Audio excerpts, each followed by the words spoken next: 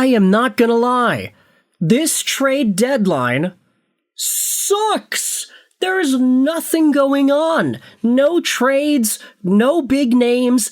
I was literally just editing a YouTube short that I wanted to go out there and make just to do something, just to stimulate my brain a little bit. This video right here is talking about Nick Delorier getting traded for future considerations.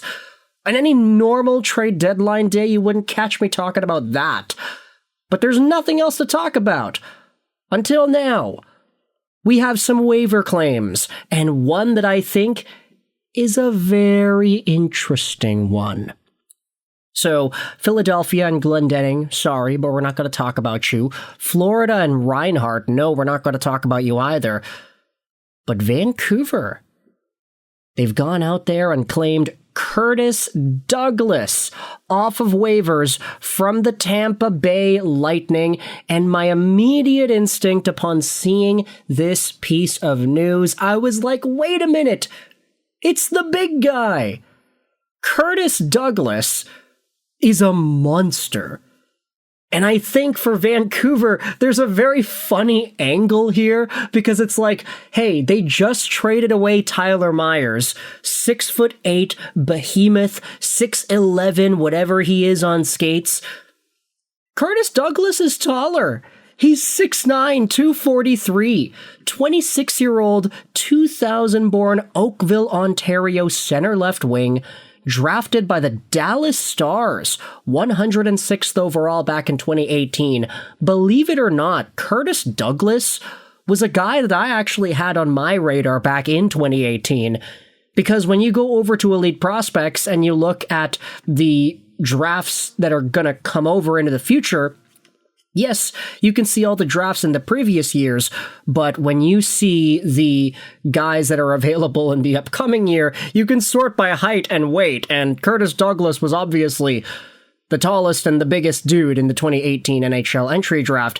He didn't score many points, I mean, this is fine, but he was just a big kid. Inevitably, though, Curtis Douglas became an OHL monster, and found himself in the AHL with the Belleville Senators and the Toronto Marlies and the Tucson Roadrunners. This year, he played 29 games with the Tampa Bay Lightning, scoring 2 points. He spent more time in Syracuse, though. 6 games, 1 assist over there. Not the same dominance or the production that he had in previous years. In fact, I don't think he had any dominance, really, in the AHL.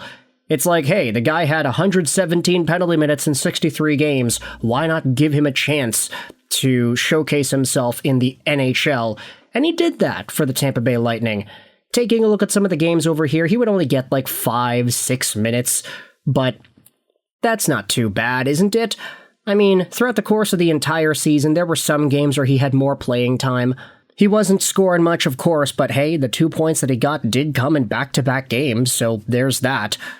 I'm not saying that Curtis Douglas is going to become really anything at the NHL level sustainable, but he's a really interesting name to keep an eye on. And for the Vancouver Canucks fans who want to see this team do something interesting, get younger, and maybe acquire some interesting pieces, Curtis Douglas is a pretty fine move. He's only 26, like, obviously, he's not going to get any younger, but the fact that this guy's had such a limited sample in the National Hockey League, it kind of says to me that there is room for him to do something.